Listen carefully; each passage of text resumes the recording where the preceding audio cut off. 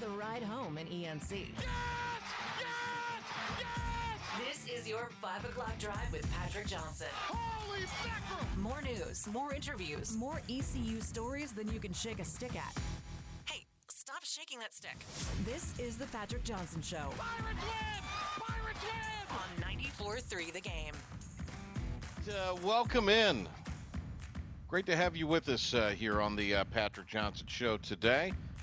Here is the book, Inner Excellence. We're going to be talking to its author, Jim Murphy from Spain, coming up in just a little bit. What else do we have for you here on the big program today? Our old friend Brian LaBlanc is scheduled to stop by, so we'll see if that is indeed going to be the case. Your Carolina Hurricanes, been in the news here lately. They've been active in the acquisition market, making a big trade yesterday with New York. We'll talk to Brian LaBlanc from Canes Country about that and also about their draft. There's some news as it pertains to NHL players in the Olympics, so plenty to discuss there. For the Joey football sector of the audience, the New York Knickerbockers have hired Mike Brown to be their next head coach. Seems a little uninspired, but it is what it is. Brown has obviously had some high-profile gigs, having to deal with LeBeijing in Cleveland and, of course, coaching out in Los Angeles for a stint. So we'll see how that works out. We just hate to be a Knick fan. There might not be a more miserable existence. Actually, there are plenty of miserable existence. Yeah, you could be a Jets fan, which might be worse. Poor Joey football's both. Imagine if you're Joey football and you're a Jets and Knicks fan. Not a good combo. No, and then you've got the baseball team that leads you along every year like a toxic relationship, and then rips your heart out in October. What about who does he have a hockey? He got ejected from a hockey game. He's a fan of your Carolina Hurricanes. Oh, is he? He roots for, even though they tossed him from the building once? Yeah, even though they kicked him out for banging on the glass. Wine and cheese crowd. Must have been a Tar Heel fan, Usher, there that threw him out. Yeah, probably. That's some wine and cheese junk if I've ever heard it. Yeah. All right, so tomorrow we will have the mayor of Greenville, P.J. Conley, on the show talking about the annual fireworks at the Greenville Town Common. We're also going to have coming up tomorrow an old friend. Dimitri Ravanos will be on the show. Looking forward to that. Dimitri will be part of the program tomorrow. So we will, every year we have someone handicap the hot dog eating contest.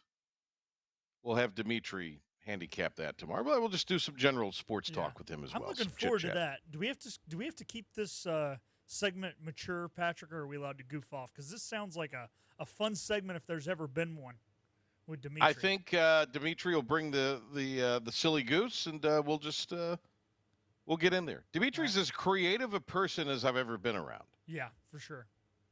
And he's got a little cottage industry. He's running with his podcast business. We'll talk to him all about that tomorrow and talk a little college football if time allows on that tomorrow. I do want to ask him tomorrow because this obviously directly affects what could happen with the ECU rather, and the ACC for that matter potentially. But will the SEC eventually add a 9th conference game in football? And that obviously is something that we're waiting and may know in a few short weeks, if they're going to make that decision for the 26th season. A lot of what ECU may or may not do hinges on that as far as scheduling a game for the 2026 season, which is right now kind of sitting in an open date in the month of September. A couple of other news and notes. Of course, we saw it yesterday, but Braden Burris has been brought with another All-American honor. So that was doled out yesterday. I think Pilk had that on the update. I think he did. I did, yep. Yep. And let me see here.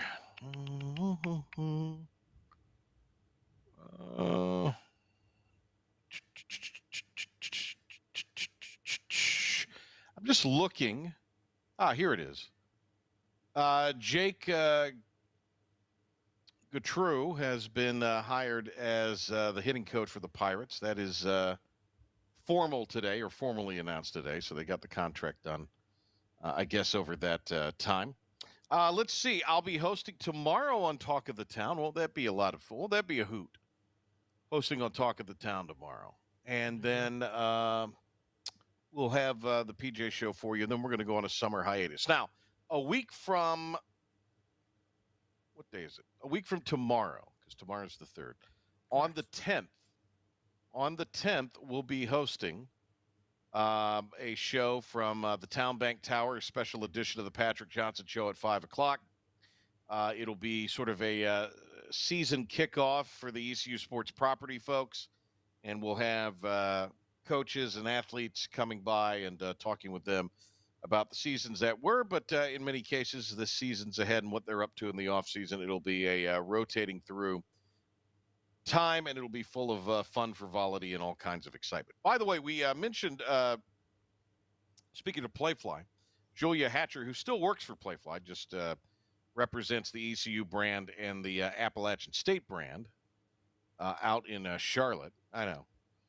Nobody's perfect, but hey, I think she likes living in Charlotte. Her boyfriend, Pilk, her boyfriend, who played, Julia was a great star athlete at Michigan State in volleyball.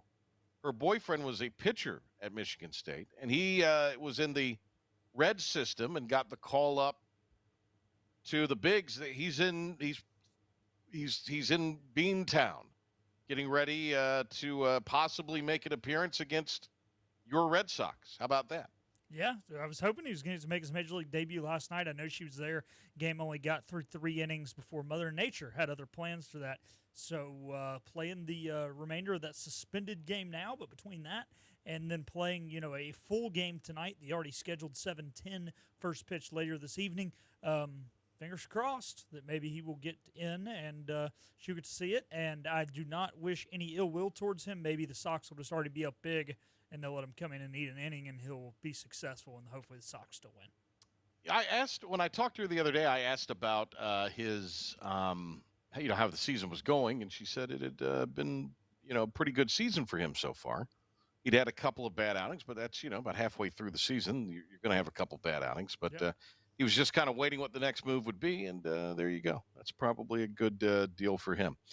Anything else, Pilk, that is on the docket today? I've been kind of stacked with a bunch of stuff from some other responsibilities and obligations, trying to get all of that knocked down. There are a couple other things I wanted to talk about from just here recent times. Did you know that the University of – well, first of all, I didn't know you had to do this.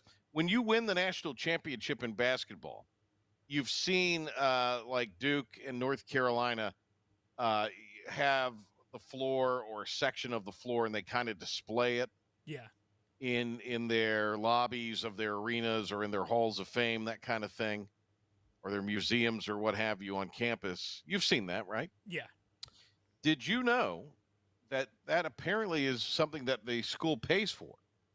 You have to buy the floor from the NCAA. Seems a little strange that you would have to do that. Seems like they'd be willing to give it to you. Reuse it. Well, I don't get it. Guess what the University of Florida did not do this year? They didn't buy the floor. They did not buy the floor. One of my spies down in Gainesville has told me that. The AD is getting all kinds of heat because he did not buy the floor. And I replied back to the message he sent me. I said, well, what do you expect? Because this is, they're saving all that money for that mediocre football coach you got there coaching in the SEC for rev share. You don't need floor money. You need rev share money. It's true. That's what kind of makes it. I mean, now the athletic departments have to cut corners in, different little places, and that obviously being one of them. But, I mean, how corrupt and jerky is the NCAA to make you buy the floor that they can't reuse? How can you reuse a floor that says 2025 Final Four San Antonio? Is that where they were? I don't remember where the heck they were. I think it was in San Antonio. Yeah. Ever again, because it will never again be the 2025 Final Four in San Antonio. I mean, I guess they could repaint it, but come on. I mean, it's just stupid. Are they making the women's basketball teams buy it? Does UConn? They must. UConn can afford it. I saw a video when I was down in Tampa near the end of the Pirate baseball season, calling the games on radio for that weekend against USF. I have a cousin that is about an hour less, I think, an hour west, hour east, and he's in the Winter Haven area. And he goes on a lot of cruises. I think he's on one now. He's somewhere, might be in the Bahamas. I don't know where he is. But did you see the story where this dad jumped into the ocean after his daughter fell overboard from a Disney in Fort Lauderdale? And, you know, I don't have kids. You don't have kids. But I can only imagine if I had a child, I would probably do the same thing. I would think you would too. But we don't know because we don't have children. Yeah. So I was just wondering, this could be something you could send on the Always Anonymous text line or maybe deliver to us via our social medias at 943 The Game on X. Pilk, what would you jump in the ocean for to retrieve if you were on and something went into the water? What would you jump in and retrieve? I don't think anything short of a kid off of a cruise ship. Because you got to think, even if there's a sentimental item that you drop, I mean, it's immediately going towards I don't think you're going to be able to find it. You know, it'd be a little different if you were just on a boat, right? You know, and you weren't in real deep water and you could see it maybe floating. But I think, I mean, my child, you know, I guess if my grandma goes overboard, she's not a real good swimmer, I'll jump over and save Granny. I would think I would jump for one of my parents, but I think my dad could doggy paddle for a while. My mom's done an Ironman, so she can swim a heck of a lot better than I can. So there ain't no need for me to jump overboard, too. I would just, you know, start screaming for them to turn the boat around. She'll be fine. Right. You know, as you say, I've known people to jump off of boats at Shackleford Banks and get stuff like their phone, if it, you know, try to retrieve it, or if they're really expensive pair of sunglasses. But diving off a cruise ship, yeah, I can't imagine that, because you do make a good point. You looked at this very logically. If it was something that did not sink immediately, that it stayed and you were able to see it, is there anything? I can't think of anything, maybe. Not off of a cruise ship, I don't think. Because what if nobody realizes that and then the cruise keeps going and then you're just stranded and then you end up dying? Right? What if you get hit by the propeller? What if any of that stuff? But, like, if I'm on my buddy's boat, right, and, you know, I can be like, hey, bro, I just dropped my sunglasses. I can see them floating there. You trying to, you know, hang a Yui and let me swipe my sunglasses like I'm picking up a, you know, my provisional golf ball? Like, yeah, we're going back for the sunglasses. But a boat and a ship are two different conversations. So there's nothing you would jump in the water for. Okay. I mean, obviously a life if it was someone near and dear. Yeah, I think a human life. I mean, because like I said, what if the boat leaves you? You ain't going to care about them sunglasses or that cell phone if you're dead. Cooked. Yeah. So that's what I got. All right. Maybe you need a little inner excellence, Pilk. Author of the book, Inner Excellence, Jim Murphy. There it is going to be with us coming up next. Looking forward to having him on. And it was the book that went famous during the Eagles' run to the Super Bowl. We'll talk to the author, Jim Murphy, coming up next. The team of Flatlands Jessup is working overtime to help ensure that Eastern North Carolinians like you get the health insurance help you need this open enrollment period. New legislation passed, meaning more people than ever qualify for affordable coverage. Let us help you today. The best burgers around. Everyone loves a thick, juicy, and fresh burger. Tiebreakers in Greenville, plus the all-new Tiebreakers in Winterville. Do real burgers better than anybody. So don't just go to any burger-themed restaurant chain. It's time to break the chain and eat local. Tiebreakers, real burgers at its best. Everybody loves burgers. Big tax credits are back. Get a 30% tax credit, up to $2,000 off your new Mitsubishi electric heat pump install. Let Comfort Master help you take advantage of the tax credits with a qualifying Mitsubishi electric ducted heat pump or non-ducted Mitsubishi electric mini splits. Mitsubishi electric mini splits are ideal for bonus rooms, garages, or sunrooms. If you need a new HVAC unit, call Comfort Master today. Call Comfort Master. Call Comfort Master. You know what the problem is with standard belts? Usually you have to choose between too tight or the opposite, too loose. But with Anson Belt and Buckle, you don't have to choose. We got rid of the holes and instead have a track system designed for micro adjustability. That way you can enjoy a perfect fit every time. Anson Belt and Buckle. Find your perfect fit today.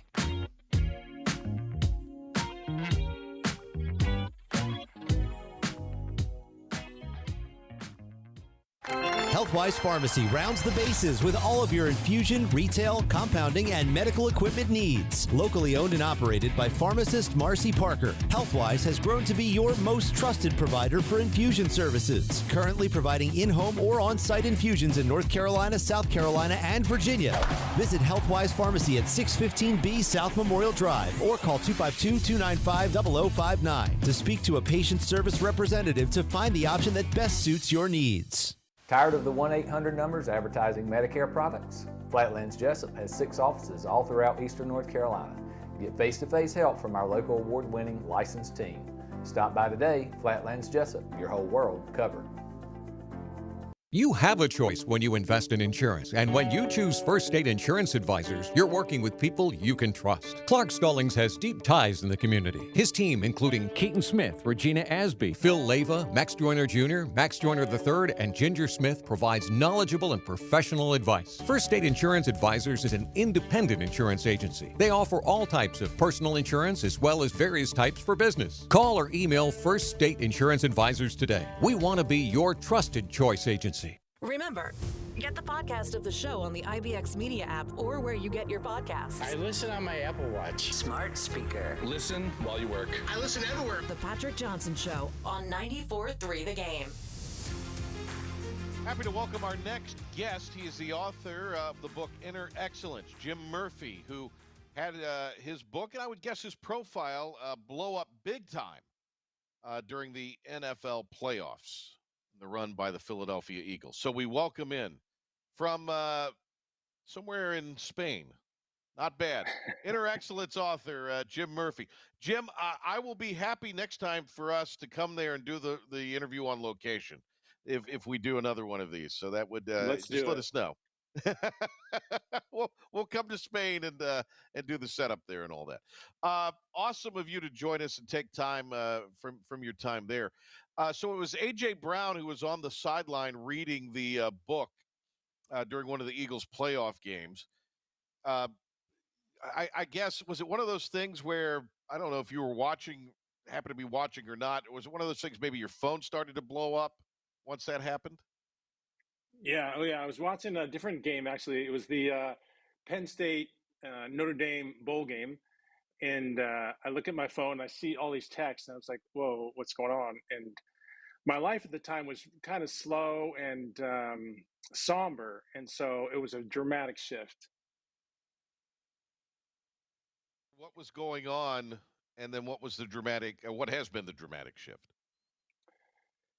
Yeah, well, my mom was in her last days before heaven, and so obviously that's pretty somber. She died 4 days later. I'm sorry about January 12th. Thank you. She's in heaven. It's all good. January 12th was the day that the Packers played the Eagles, and the first time AJ Brown was filmed with the book, and so and then my mom died 4 days later. But that week was a somber week for multiple reasons. Business was slow, life was somber, things were kind of lonely. And I see how God orchestrated it, because one really cool thing was this guy on the street in Philadelphia asked me for money, and I had no money in my wallet. So I go to the ATM to get some money for him and try to get $300 out, and it said insufficient funds, 200 insufficient funds, and then 100 finally gave me some money. So then I give him some money, and then a few days later, my mortgage payment bounces, and my checking account's overdrawn. And that was the same week that we sold 100,000 books or something like that. Wow. Uh, talk about a dramatic shift. Yeah, where were sales, generally speaking, in the life of this book? And you just mentioned they kind of really skyrocketed, I guess, after the mid-January appearance during the playoff run. Yeah, they were selling about 2 or 3 a day the first 11 days of January, and then I think 42,000 on Tuesday and Wednesday of that week, each day. Gosh. Inner Excellence is the book. Jim Murphy is the author. And this is the book that A.J. Brown was seen reading on the sidelines of the Eagles playoff game. And I just, again, the opportunity came up to speak to you, and we were persistent with it. It got a chance to get you on with our schedules matching up as best they could. But I just I remember thinking at the time, this was before I knew we were going to ever have a chance to talk to you. Boy, that guy's life probably has changed, because the NFL is such a monster, as you know, and the fact that the cameras caught him with the book on the sideline. Have you talked to A.J. Brown since? I have, yeah, wonderful guy, very humble, gentle, quiet guy, inspiring. Pretty much so. Now, the book, how is it applicable for, athletes or just anybody? What will it do? What could it instill in someone to perhaps unlock and improve their life? Well, I think it's probably only the book is probably only focused on a certain group of people that maybe they have anxiety, or if there's anything in your life that you want but can't control, then it would be for that group. But if everything is in your control and you got everything you want, then pretty much don't need the book, I don't think. You might get something out of it. I think more people would need it than don't need it. I don't know too many people who have everything in control right now necessarily. I think it would be applicable. How long did it take you to write the book, and where did its origins begin? Yeah, it was about 5 years of full-time writing and research, 50 to 60 hours a week for 5 years straight, 2.5 years in the desert. I gave away over half my possessions, including my TV. This is before streaming. And so went to go live a life of solitude in the desert. And most people, including yourself, probably would have finished it in a year or two. But I had a lot of questions about life and myself, and fears and anxieties. And when you're writing a book full time, it's kind of cool to tell people, your ego doesn't get hurt when you say, I'm a writer. I'm working on this book. But as soon as you finish, the questions are a lot different. They're like, okay, how's it doing? Now you got to tell them about your results, and that's scary. And which is kind of the essence of the book. Sure. I do find it interesting that you were having kind of this tough period. There was the loss of a parent, which is obviously a very devastating thing. But there were also, it appears, it sounds like, you're a little cash tight at the time. It's amazing to me that it's. I guess what you were trying to achieve with the book, it necessarily wasn't monetary reward. That might be is that an inaccurate statement? Oh, for sure. Yeah. Yeah, I went to the desert to leave behind my past. It wasn't like my past was great. I mean, I played professional baseball for 5 years, played college football. I coached with Texas Rangers for a year, coaching the Olympics. I had a good life. It's just I wanted to make sure that when it came to the end of my life that I had fully lived. And I just, after my pro baseball career ended, I just didn't know what to do next. And so I got invited by a former teammate in pro baseball, Ricky Scruggs, to go to Arizona and help him with his baseball academy that he was opening up. And so I went down there and asked him if I could work with him part-time and do my thing and live my life of solitude. And so that's what I did. I was there 2.5 years, and ended up decided to become a personal coach to pro baseball players and teach them how to have peace and confidence, And so I call up a sports psychologist and I ask him, how can an Olympic athlete train for 4 years for an event that may last less than a minute and have peace and confidence in that situation? And similarly, how can a pro baseball player in Game 7 of the World Series, bottom of the ninth, 2 outs, bases loaded, down by 1, full count, how can that guy have peace and confidence with so much out of his control? And that just brought more questions than answers. So then I called another psychologist and another, and that turned into 5 years of full-time writing and research. So that's where Inner Excellence was born. What's interesting is, particularly baseball, and you know this because you played, there is no greater game of failure than baseball. And even if you fail 7 out of 10 times, you're considered a pretty, really good baseball player. So it would seem to me a lot of these tips for success or things that you could take from the book, that because there's a lot of things in life that obviously are not in our control. And I think it is finding that peace with the circumstance, not necessarily not being hungry and not being, someone that has lofty goals and wanting to pursue them. But, as you get older, you want to find a little bit of peace in life, some way, shape, or form. Yeah, absolutely. I'll give you an example. Yesterday, I'm here in Spain and I'm trying to get my residency, and so I had to go get my fingerprints at the police station. It's an hour drive away, and I just found out that the appointment came up the day before. It's at noon. Usually, I have 2 or 3 interviews a day, and so I had an interview at 1:10 p.m. with NPR, and so with the meeting at 12. And I get there at 12 and I don't get in to see them till about 12:30, 12:40. And then they said, oh, you need a photograph, which I didn't have. And so they tell me, that's kind of funny, I think, but they said, well, there's a photo booth on the side of some street somewhere nearby that you can go get. So I'm like, okay. And so I'm driving around looking for it, but 1:10 is coming up quick. And they said, oh, by the way, we close at 2. And so you need to be back here by 2. And so I need to go find this photo booth, and then I got to be doing this interview at 1:10, and then I got to be back there with the photo in hand before 2. And it was, there's so much out of my control and so many logistics. And at first it was a little bit stressful because just have a lot going on, and then to drive an hour there, an hour back just for this one thing, I didn't want to do that. And then I remember the first principle of Inner Excellence is everything is here to teach me and help me. It's all working for my good. In other words, everything is training for you. And one of the things that's so important to understand is sometimes you think the thing that you think is the worst for you could be the best for you. And the thing that you think, why is this happening, could be God himself orchestrating for you, for your good, so you can learn and grow. And this is all Inner Excellence. I mean, with Inner Excellence, we understand that the best possible life demands sacrifice. It demands some sort of suffering.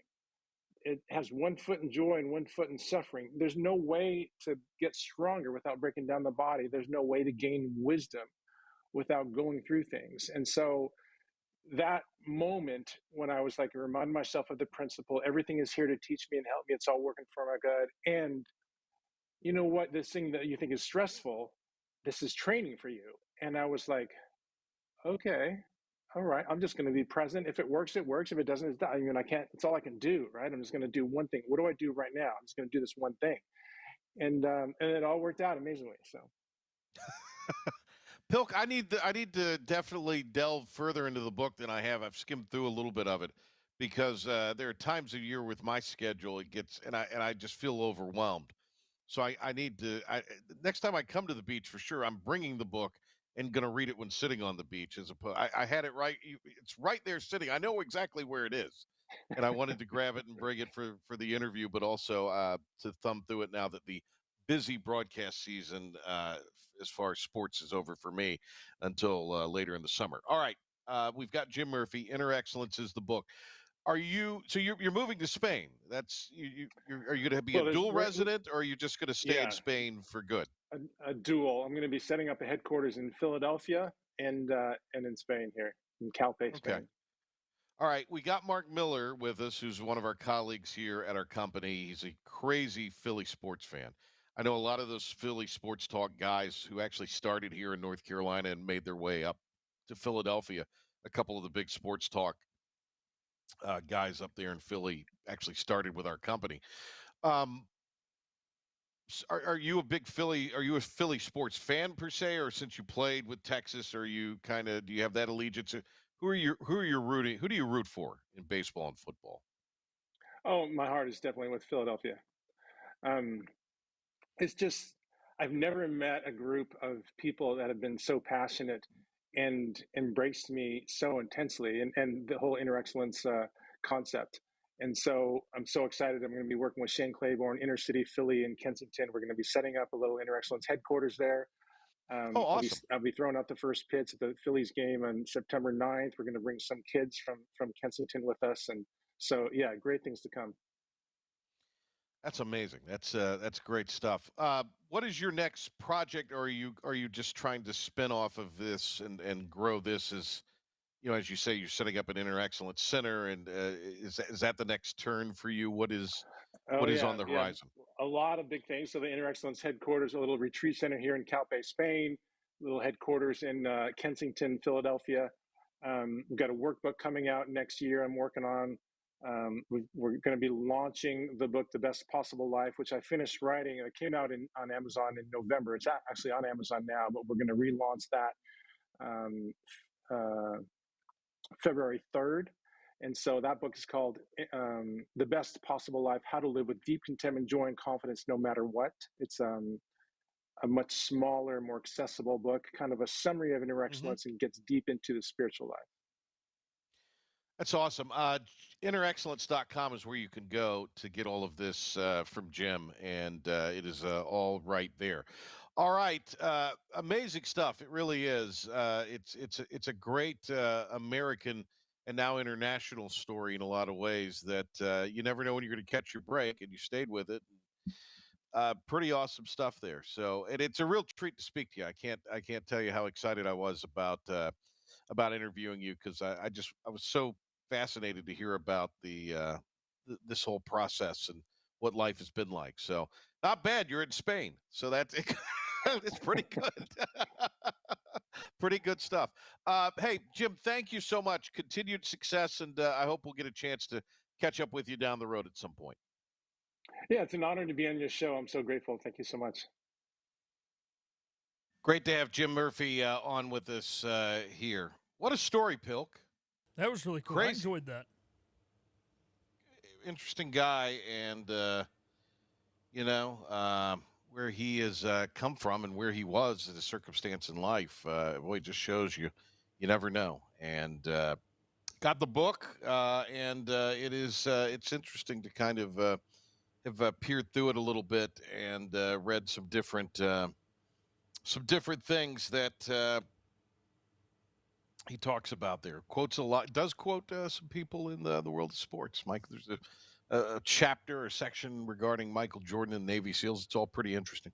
All right, let's. Do we have LaBlanc yet, Pilk? Is he? Not is he yet. in the I just house? shot him a text. Okay. So. All right. Well, I tell you what. We won't vamp forever. We'll send it to you right now to give us a sports update, Pirate report. What's going on in the world? Here is Philip the Ref Pilkington. Thank you, P-Man. Starting in Pirate Athletics, the Pirates officially announced the new hitting coach today. Earlier today, got Jake Gautreau. He was the National Assistant of the Year in 2021 with Mississippi State. He spent 8 years in Starkville before taking the job with the Pirates. The New York Knicks have their next head coach. Mike Brown was named it earlier today. He is a two-time Coach of the Year and most recently was with the Sacramento Kings for the last handful of years, where he also most recently won Coach of the Year back in 2023. The NHL has announced they will be pausing for the Olympics to allow their players to participate in Milan. This will be the first time since 2014 that the NHL players will be allowed to do so. The U.S. men's national team has their Gold Cup semifinal game tonight at 7 o'clock against Guatemala.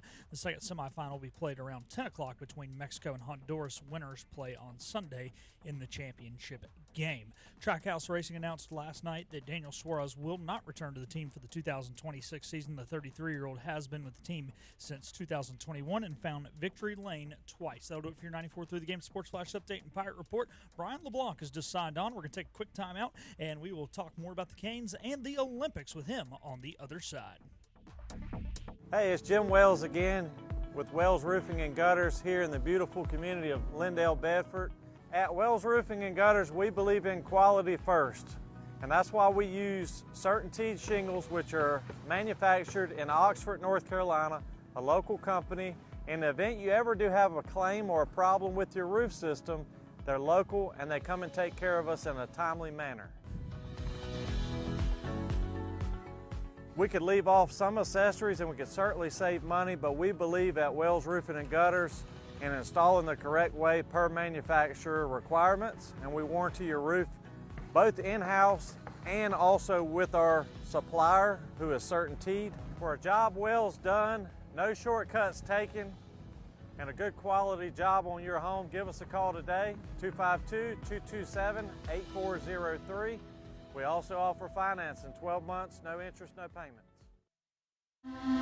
This is about you, your family, and the health of all who live in Eastern North Carolina. This is about the transformation of a health system into something more powerful and more human, about creating new ways to treat disease and keep you well. This is about ECU Health, which is to say, it's really all about you. ECU Health. Minds, hearts, purpose.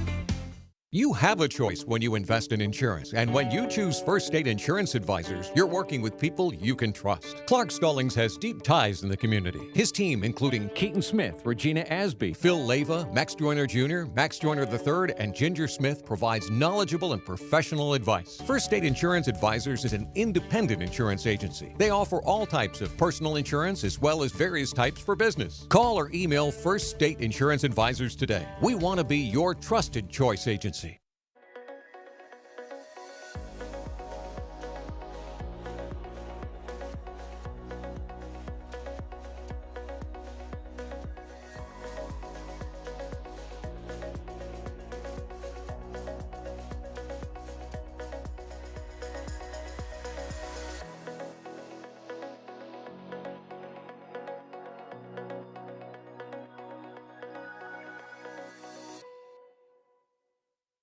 Other restaurants claim their food is fresh and fast, but are they friendly? At Moore's, you're treated like family the minute you walk into their doors. With locations in Winterville, New Bern, Swansboro, Morehead City, and Jacksonville. We've been practicing what we preach since 1945. At Moore's, our barbecue is slow cooked and smoked over real wood daily until it's so tender it's falling off the bone. Combined with our fresh chicken, cooked to order seafood, and homemade fixins, we're sure you'll agree. If it's not Moore's, it's less.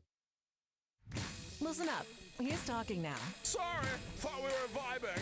The Patrick Johnson Show on 94.3 The Game. All right, nothing says the Independence Day holiday like our next guest. Always fun to talk Sports and hockey, more importantly, with the one and only Brian LaBlanc. That is quite the shirt, P-Man. I love Americana. You do. Brian LaBlanc from Canes Country is on with us here. How are you, Brian? We haven't talked to you in a minute, so it's good. It's been a while. It's been a while. I wanted to get you on today because nothing, again, says July 4th like hockey talk, but you make it so entertaining, and your, soon to be again maybe my, Carolina Hurricanes. No, that bandwagon got lighter after the end of May or so. It did. Yeah. It did. They're making some moves, and I think some interesting moves. Here to explain it all to us is Brian LaBlanc. Thank you, Patrick. Let's get on with business. Now this. Well, so yesterday it was announced that Logan Stankoven has signed an 8-year deal worth $48 million. So let's start there with that commitment and what that means to Carolina. Good deal, I think. Definitely good in terms of what we were expecting with the contract value, and with the cap going up pretty significantly in the next couple of years. It was really important for the Hurricanes to get him under contract at a level that was going to be not breaking the bank for the next few years, and I think they definitely accomplished that. Stankoven's a guy that they really like. You'll recall, P-Man, that this is part of the quiz that we gave you before the show, that the Hurricanes picked him up during the second Mikko Rantanen trade, the one where they traded Rantanen to Dallas, and Stankoven was part of the big return, the major return for that deal. A good skater, undersized, coachable. He definitely worked his way into the rotation in the playoffs, and Rod Brindamore clearly thinks that he has a future here, trusts him, and thinks that there's definitely potential there, and they're betting on that potential. This is a deal that, not unsimilarly to Jesperi Kotkaniemi's deal a few years ago, might be a little bit overpriced right now, and you kind of maybe you're a little bit nervous about giving 8 years out to a guy that you just picked up in March. But being able to do that serves two purposes. One is it spreads out the contract value, which allows them to keep the cap hit down, which is going to be important for trying to pick up more and extra pieces down the road. And number two, it's going to be a tradable contract as the cap continues to rise. The percentage of Stankoven's deal that will be a part of the cap will drop, and this is a deal that you can probably get out of in 3 or 4 years if it's just not working out for whatever reason. It's not going to be an unreasonable deal. There will likely always be takers. They're finding out with Kotkaniemi now that might be easier said than done, but I do think that this is a tradable deal, and if the circumstances require it. So I think it's a deal that's fair for both sides. He probably is a little bit overpaid right now, but if he continues on the trajectory that he was on at the end of this past season, this could very well be a deal that ages very nicely for Carolina. CanesCountry.com's Brian LaBlanc, our old friend, with us here. Your Carolina Hurricanes making moves, including the trade Tuesday night that landed defenseman Keandre Miller, an intermetropolitan division trade at that. Yeah. And then they give Miller an 8-year deal. So it seems like across the league that a lot of people feel like Carolina has really scored here. Yeah, and it's also important to point out, not necessarily directly relevant to this, but tangentially at least, is that the 8-year deal is going away with the CBA, the collective bargaining agreement that was just agreed to last week by the NHL and the Players Association. So what that means is that this offseason are teams' last chance to lock in an 8-year deal for their own players. So I think you're seeing more 8-year deals than you otherwise might because of that. Starting with the next CBA, which takes effect in the summer of 2026, the max will be 7 years for your own player and 6 years for someone else's player that you sign through free agency. Miller's a real interesting case, and I made the point to a couple of friends of mine last night when I saw this trade come down that this really has echoes of the Brady Shea trade from 5 years ago. Patrick, I know that you'll recall this well, being the number one bandwagon fan that you are. The Hurricanes picked up Brady Shea from the Rangers at the deadline in 2020 for a first-round pick. They paid a little bit more for Miller. Understandably, he's a little bit younger than Shea was when they traded for him. But other than that, the similarities are really, really interesting here because Miller has been a guy that's been playing the toughest minutes on the Rangers. He's always been going up against tough competition. And for whatever reason, he seemed to really fall out of favor with the coaching staff in New York. Now, they have their own issues. They have a new coaching staff coming in. Could be that they just evaluated it and decided they didn't want him there. But this was a problem, for Miller even before Peter Laviolette was fired. So this is a situation that really is kind of been brewing for a while, I think, and the Hurricanes were smart to jump on it because they don't need him to play that role here. Essentially, what the Rangers were having him do was play the Jacob Slavin role, where they were sending him out against the top line every night and saying, hey, go defend Sidney Crosby. Hey, go defend Alex Ovechkin. Go defend Austin Matthews and so forth. Well, they don't need him to play the Jacob Slavin role because they have Jacob Slavin. So in much the same way as when they traded for Shea and they put him alongside Slavin, Miller and Slavin play the same side of defense, which means that somebody's probably going to have to move. But Slavin said that he's comfortable playing either side. So it wouldn't surprise me if they start with Slavin going over to the right side and play Miller on the left. and go with that for at least a little while. But I really see echoes of this being a Brady Shea sort of move for the Hurricanes. And they missed Shea last year. When he went to Nashville in free agency last offseason, that was a hole that they never filled. And I think that by making this trade and committing to Miller, and keep in mind he's 25, this is an 8-year deal that buys out 6 years of unrestricted free agency. So this was a big deal for them to get that length of term on this contract.